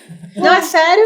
É sério. Sério mesmo. Porque assim, eu faço 1000 coisas, sabe? 1000 coisas. E todas as 1000 coisas que eu faço, ele me incentiva. O tempo inteiro. O tempo inteiro, tudo que eu faço, assim. E quando a gente fala do luto, ainda voltando do luto, eu fiquei reclusa, sem falar, e fiquei vivendo a maternidade, muitas vezes atípica, sozinha, e me guardei, assim, mas fiquei muito envolvida com meus filhos. Muito. Eu fiquei muito envolvida. Você se sentiu culpada em algum momento? Sabe o que é assim? Eu não sentia culpada deles serem autistas, mas eu sentia culpada de não conseguir fazer tudo que eles precisavam. Sempre eu estava atrás. Falei, não, eu tenho que fazer isso porque eu tenho que ajudar nisso. Eu tenho que fazer isso porque se eu não fizer isso... E quando eu parava e dizia, não posso estar parado, porque se eu estiver parado aqui, é uma hora que Heitor está sem fazer estímulo, entendeu? E aí teve aquela coisa da pandemia. Então eu fui fazer uma pós-graduação, fui estudar, e aí eu usava ele de cobaia, né? Eu começava a fazer as estimulação nele e tal. E assim, foi um período difícil, muito difícil. Quando eu voltei ao trabalho, eu voltei cheia de problema, né? Que eu não tinha chegado nesse ponto ainda para falar para vocês, mas eu cheguei aqui muito seguro de mim, mas assim, eu é que sei a construção que foi para eu estar aqui hoje, sabe? Porque se eu tivesse recebido esse convite há 5 anos atrás, eu teria recusado na hora. Na hora. Quando a doutora me pediu o telefone, falou do projeto, eu nem sabia o que era. A pediatra, né, me pediu, né, falou do projeto e tal, que ia chamar mães e tal. Aí na hora eu me dispus, falei, não, pode dar meu contato para as meninas, eu vou sim, eu falo. Hoje eu falo, sabe, muito assim, mas antes eu não falava. Então o que aconteceu?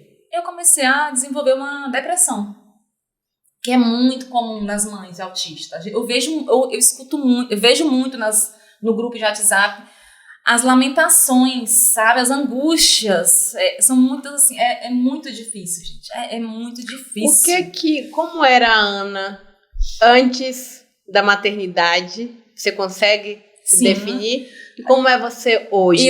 E não assim, você hoje depois dos 2 filhos, mas a Ana antes de ser mãe, a Ana mãe somente do Henrique e a mãe depois do Heitor. Você fez bem uma leitura bem minha mesmo, assim. Porque, assim, antes de eu casar, né, eu sempre dizia assim, só caso depois que eu terminar de estudar, eu quero estudar, né, eu quero viajar, eu gosto de festa, sempre gostei. Gostei de carnaval, de festas, eu sempre fui muito de rua mesmo, sempre gostei. Adorava. Sair em bloco, sempre gostei muito. E aí, quando veio Henrique, aí eu já comecei a diminuir, né? Mesmo casada, 5 anos, a gente saía muito. Aí veio a maternidade, foi ficando difícil, aí eu pensava, não vou deixar Heitor com o Henrique com minha mãe, porque vai dar trabalho. Aí comecei a diminuir, sabe? Comecei mais a cuidar de Henrique, virei mãe, né? Eu vesti a maternidade. E depois que veio o autismo, então ficou muito mais difícil. Aí eu pensava, como é que eu vou deixar esse menino? Não vou sair. E não saía. A gente viajava para Salvador, porque a família dele é de lá. Mas não ia para outros lugares e tal. Então eu passei 7 anos da maternidade assim, reclusa, né? E mais 7 anos, que foi depois de Heitor, sem cada vez mais introspectiva. Chegou um momento que eu não estava conseguindo mais nem sair para ir no mercado. Que eu começava a passar mal. Foi depois da pandemia também, né? Também ajudou. Aí, quando eu comecei, eu sempre escutava das terapeutas dos meninos. Ana, você precisa de ajuda. Você não pode tomar a decisão sozinha. Você não pode levar tudo nas suas costas. E eu dizia, não, mas eu tenho que dar conta. Né? Veio pra mim, eu tenho que dar conta. Aí só escutava.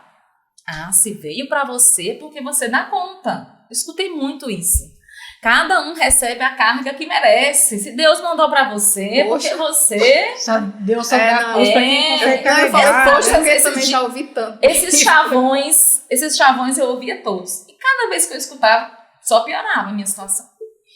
Aí chegou um dia que eu fui no mercado comprar... Não, eu fui numa papelaria comprar material pra Henrique de escola. Eu comecei a sentir falta de ar, comecei a ficar. Pânico. Comecei a ficar.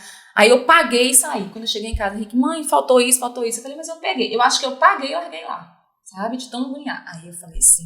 Aí eu falava com o Ricardo e ele disse assim, não, você tá cansada, não. E aí eu ficava, não. Aí eu falei, eu decidi por mim mesma. Um dia, procurei o médico. Eu fui lá e procurei o médico. Cheguei lá, e aí o que foi? Falei, eu senti isso, senti vontade de vir aqui, no psiquiatra, né? Aí fui no psiquiatra. Aí ele disse assim, poucas fazem isso, né? De ter essa coragem, de vir e tal. Aí eu fui, comecei a fazer todo um tratamento, mas era difícil pra mim. Ele dizia, você precisa ir para um psicólogo, você precisa fazer atividade física. Eu não fazia nada disso. Eu preciso ir no psicólogo, precisa fazer atividade física, precisa viajar com seu marido, precisa sair. Eu falei, gente, eu não consigo. Porque assim, Ricardo aguentou muita coisa, sabe? Porque eu não queria mais. Eu mudei. E ele, não, desse jeito seu marido não vai aguentar. Daqui a pouco você tá só, né? E aí eu falei assim, então tem que mudar. Aí ele chamou o Ricardo, conversou, a gente foi fazendo tudo. E eu ainda resistindo. Isso foi, acho que 2021. Foi quando eu decidi ir no psiquiatra. E ele sempre dizendo. Aí atividade física, começava, parava, mas o psicólogo eu não ia, sabe? Eu, não, gente, não preciso de psicólogo, não preciso, né? Eu dou conta. Mas aí, no ano passado, eu vi e falei assim, não, gente, não tá certo. Não tá legal, eu preciso cuidar de mim, pensar em mim. Aí, ano passado, eu comecei a ir na psicóloga. Nossa, aí eu fui uma vez no início do ano. Eu voltei pior do que eu comecei, do que eu fui. Nunca mais eu volto nessa psicóloga. Deus me livre, se for pra mim ficar assim, péssima, não vou. Não, foi início do ano passado. Não, ano passado. Foi ano passado, no início do ano passado. Aí eu desisti. Aí quando chegou no meio do ano, eu falei, não, gente, não tem jeito, eu tenho que ir no psicólogo. Aí eu consegui uma outra psicóloga, fui. E aí ela foi conversando, assim.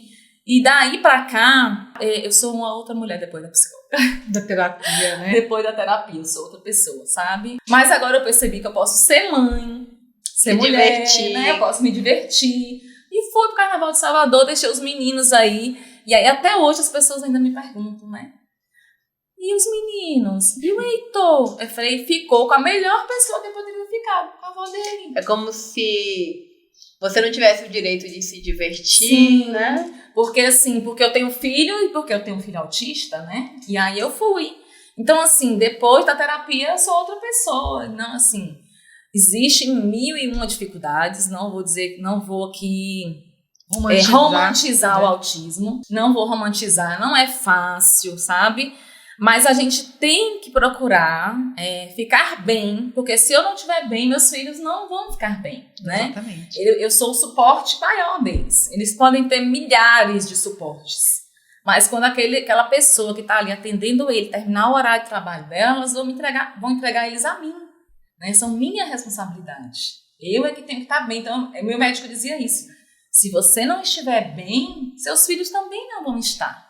Então, eu tive que me redescobrir como pessoa, né, como mulher e tal, para estar bem. E hoje eu estou bem, assim. Eu acho que a gente tem cumprido o nosso papel como pais, né? A gente tem feito o que é melhor para os meninos. E esse ano passado foi, assim, Henrique pediu, né, para trocar de escola.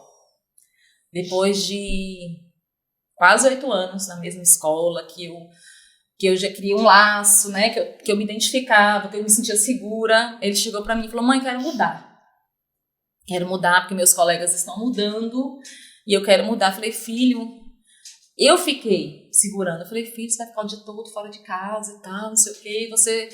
E como é que vai ser a alimentação? Porque eu tenho essa preocupação, porque ele é seletivo e tal. Mãe, é tão difícil para mim conquistar amigos. E eu tenho meus amigos e meus amigos estão indo, eu quero ir. Aí eu conversei com a psicóloga, né, com a minha psicóloga, e ela disse, Ana, se é a vontade dele, eu acho que você tem que deixar. Aí conversei com a psicóloga dele, e ela disse, Ana, a gente tem que testar o Henrique, né? E aí eu fui conversar com a diretora da escola nova e falei para ela assim, eu falei, olha, a conversa que eu vim ter com você hoje é bem difícil, porque eu não vou negar para você que foi difícil, mas Henrique pediu para sair, e eu tô saindo com o coração partido, né? Porque eu gosto daqui.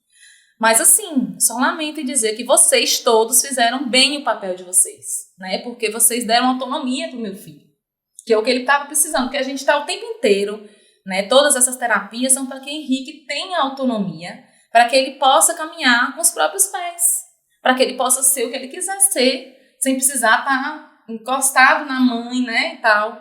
E aí ele foi para uma escola nova, tá amando a escola, né? Mas assim, a mãe no primeiro dia eu fui levar, né? E aí ele, mãe, tem certeza que você... Mãe, você vai comigo? Eu falei, vou, filho. Tem certeza que você vai entrar? Eu falei, vou, filho, eu preciso entrar, eu tenho que ver como é. E aí, não, mãe, eu te mando foto depois. Aí ele falou, não, mas não precisa ter na sala, mas eu quero saber onde é a sua sala, eu quero ver sua sala. Quero ver quem são seus colegas e tal. Fui lá certificar de que aquele amigo que foi colega dele lá quando ele era pequeno, estava na mesma sala. Então, assim, é uma construção diária, né? Esse ano ele recebeu alta da terapeuta ocupacional, recebeu alta da fono, então ele está fazendo acompanhamento só com a psicopedagoga e com a psicóloga, porque psicóloga a gente não vai largar nunca, né? Eu já aprendi que a gente não pode largar psicólogo. E, então, assim, ele está caminhando para os 15 de uma maneira assim que nem eu esperava que ele fosse entendeu? Então, é importante que faça as terapias, é por isso que a gente clama tanto para que o governo, né, os responsáveis disponibilizem essas terapias para as crianças, porque faz a diferença, faz. Ontem uma mãe estava me questionando, você percebe diferença no Heitor? Percebo. São avanços muito pequenos. É que cada avanço pequeno é um avanço gigante. Exatamente. Então, assim, pense aí. Se ele está fazendo terapia, ele está tendo pequenos ganhos. Se ele não estivesse fazendo terapia, eu não sei como estaria, sabe? Eu não sei te dizer como ele estaria hoje se não estivesse fazendo terapia. Eu queria saber uma alegria de ser mãe do Heitor e ser mãe do Henrique. Ai, meu Deus. Difícil, tanta coisa. É a alegria de ver o bem-estar deles, sabe? Quando eles fazem as coisas assim, espontaneamente, sem eu precisar estar o tempo inteiro. Eu acho que eu não me vejo mais sem meus filhos, sabe? Uma casa que não tem criança não tem alegria, né? Não. Então, assim, os meninos, para mim, hoje em dia fazem parte da minha vida de uma maneira que eu não sei nem explicar. Tudo é o sorriso de Heitor. O sorriso de Heitor, meu Deus, é uma coisa mais linda. Eu fico até emocionada de falar de Heitor, porque é muito lindo. Eles são, assim, minha vida. São. Filho é a melhor coisa do mundo, né, gente? Queria ter logo uns 10. Eu também. Dá a mão lá, olha lá, dá a mão. Então, assim, a maior alegria é ver eles felizes, ver eles bem, sabe? E, assim, o que eu quero muito, muito, muito é que eles sejam autônomos. O que eu quero muito, assim, é que eles tenham autonomia pra dizer assim, tô bem, pode ir, que eu consigo, sabe? Eu acredito que as mães que estão em casa, passando de repente por agora pela descoberta do diagnóstico, pela confirmação do diagnóstico, porque é aquilo que você falou, quando você recebe o diagnóstico, você entra no luto. Sim. De entender tudo aquilo e você acha que aquilo não vai ter fim, que aquilo não vai ter uma saída, que vai ser muito difícil. E aí, escutando você dizendo de uma forma tão amorosa, você disse, é difícil, tem todos os obstáculos, tem todas as dificuldades, mas é possível ver leveza, é possível ver o avanço da criança, é possível ver nos pequenos avanços a melhora. Eu queria te perguntar se você se sente confortável com esse nome atípico, porque dentro desse universo, estudando para te receber, eu vi vários posicionamentos de mãe que diz que detesta esse nome atípico, que diz qual é a criança atípica. Não existe criança típica. E várias mães que vestem, né, que gostam do nome e usam o nome. A gente não sabe que nome usar muitas vezes, porque você não sabe como identifica com o perfil. O que você pensa disso? É mãe atípica, não é mãe? Todas as mães são atípicas? Para você te incomoda? As crianças todas realmente são diferentes, né? Mas as crianças atípicas, elas têm condições que limitam muitas coisas, né? Algumas situações. Então, eu não me sinto incomodada de dizer que sou uma mãe atípica, porque eu sou uma mãe diferente mesmo, né? Eu não gosto de ser, assim, tipo, um filho especial. Porque todo filho é especial, né? Uhum. Mas é uma criança atípica, ela tem comportamentos diferentes dos outros. Então, eu acho que vai até também da instrução, né? Que a gente tem, esse dever que a gente tem para a sociedade. Então, se eu não disser que é uma mãe atípica, se eu não disser que é uma criança atípica, como é que as pessoas vão saber? Entendeu? Eu acho que isso aí não me incomoda, não. O que me incomoda muito é essa questão da pessoa dizer que eu sou guerreira, sabe? Ah, você é guerreira. Eu não gosto dessa terminologia, sabe? Eu sou só uma mãe que quer o bem-estar do filho, assim como todo mundo, né? Todo mundo aqui que tá nessa mesa aqui só quer que o filho seja o quê? Feliz. Com certeza. Né? E é isso que eu quero. Então, assim, essa coisa de se é atípico, se é mãe atípica, não me incomoda, não. Esse título não me incomoda, não. Hein, Ana? Então, dizendo a Aline, né? Que a gente fez um... Dizendo a Aline? Não, pode jogar em mim. Eu curto uma rapidinho. A gente fez um quadro aqui que se chama Rapidinho, né? Você acompanha a gente, você já sabe como é. A gente fala uma palavra e você rebate ali com uma palavra. Bate bola, tá? Começa aí, Vivi. Vai, Ana Ali? Maria. Ixi, é mais difícil pro início. Mãe, mulher. É isso, uma mãe, mulher. Destemida, guerreira. Guerreira não. Guerreira Forte. Ai, que a guerreira foi Forte. Carnaval. Ai, melhor festa da vida. Autismo. Quebra-cabeça que me trouxe as minhas melhores joias, minhas pecinhas. Sua mãe. Ai, minha mãe é minha fortaleza. Um lugar seguro. Minha casa. Um cheiro. Ah, eu adoro essa. Ai, um cheiro de chuva. Seus filhos. Amor infinito. Ricardo. O melhor companheiro que eu poderia ter. Então deixa um recado pra ele. Ai, meu Deus. Mas tá blogueira, gente. Demais. Amor, você sabe que você é minha... A gente era pra ser, né? Você sabe. Que você veio sem querer pra Barreiras. E a gente se conheceu, você já indo embora, já faltando um mês pra ir embora. E aí você desistiu, ficou.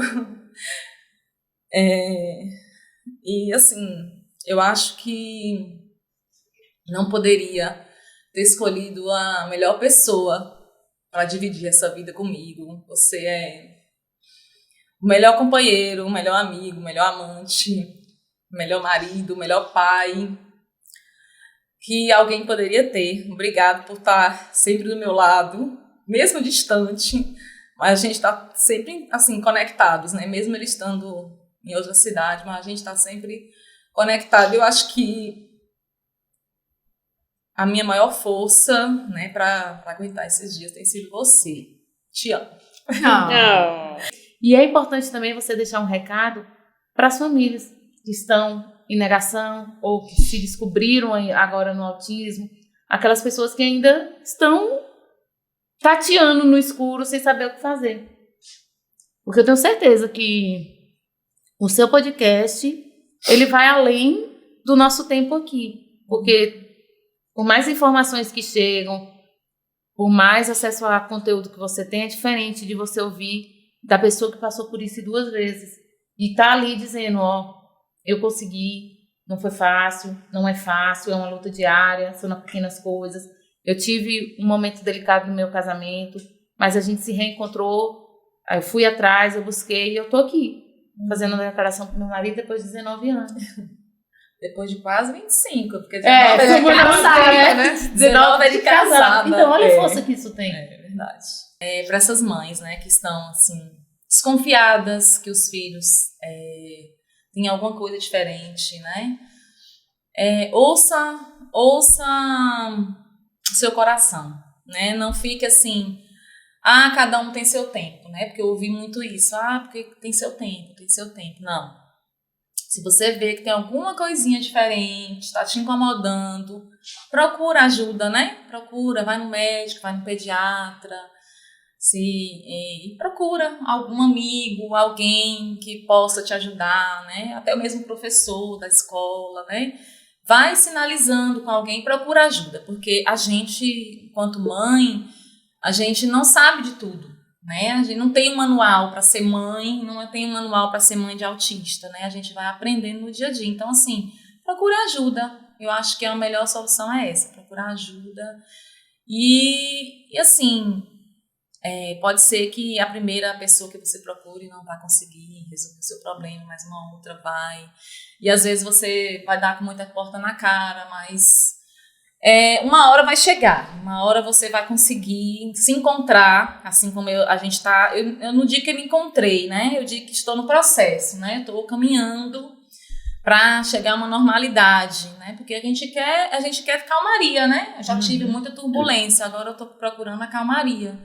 E eu acho que as pessoas conseguem, sim, né? Eu acho que a melhor fonte é a informação.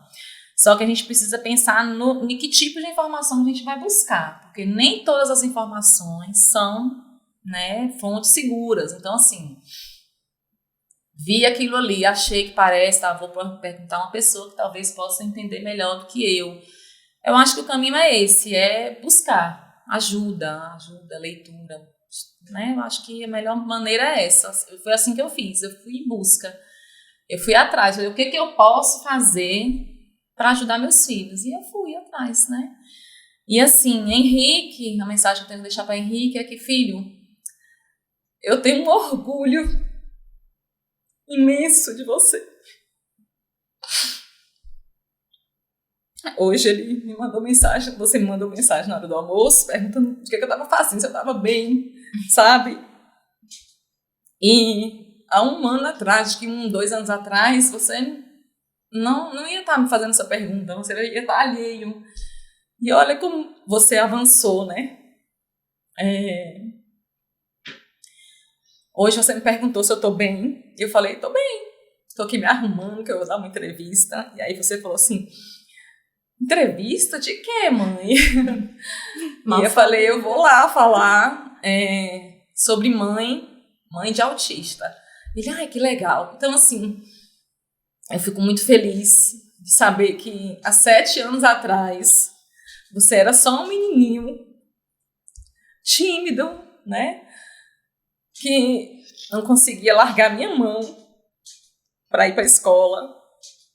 Se eu demorasse a chegar para te buscar, você chorava. E hoje você está indo para a escola sozinho, né? Não precisa mais que eu te leve na sala. Que você está se virando sozinho, assim, sabe? Eu tenho muito orgulho da pessoa que você tem se tornado. E eu tenho certeza de que a gente, né, eu, você, seu pai, a gente vai conseguir ajudar Heitor.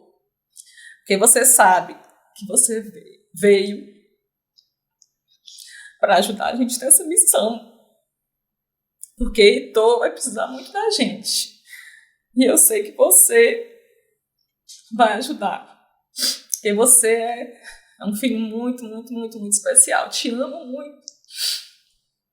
E Heitor, eu espero que quando você tenha consciência, no dia que você puder ver esse vídeo com consciência, que você consiga entender que nesse dia você possa estar falando. Porque eu tenho muitos, muitos sonhos. Eu tenho sonhos, assim, enormes. Que só se eu ganhasse na Mega da Virada que eu ia conseguir fazer, né? Eu tenho um sonho, assim, imenso. Para ajudar muita gente. Mas, assim, o maior sonho que eu tenho na vida é ouvir sua voz. É ouvir você falar, mamãe. E eu não perdi a esperança ainda. Eu tenho certeza que vai chegar esse dia, que você vai ver esse vídeo e que a gente vai estar feliz assistindo esse vídeo e rindo até das coisas que a mãe falou aqui, que não sei se falei como devia, né? Mas foi de coração. Hoje eu vim aqui disposta mesmo assim a falar mesmo sobre mim, sobre a minha vida, né? Sobre a minha vida como mãe. E fiquei muito, muito feliz com esse convite mesmo, assim. Fiquei ansiosa, fiquei meio nervosa, né? Mas eu vim de coração, porque eu sei que ia ser bom para mim, ia ser bom para vocês, né? Ia ser bom para a causa autista. Porque quanto mais informação, quanto mais gente ouvir falar sobre autismo, menos preconceito a gente vai ter no futuro. Com certeza que os próximos anos serão melhores do que estão sendo hoje. Obrigada, gente. Foi ótimo. Obrigada. A gente que agradece, você não tem noção do quanto sua presença aqui foi e é enriquecedora. E é nesse clima, coração acelerado, os olhos marejados, que a gente agradece demais a sua participação, Ana. Foi um prazer conversar com você essa tarde, cheia de informação, cheia de sentimento e de muita inspiração e esperança. A gente se vê no próximo capítulo, porque nesse podcast, Trupe de Mãe, cada mãe é uma peça.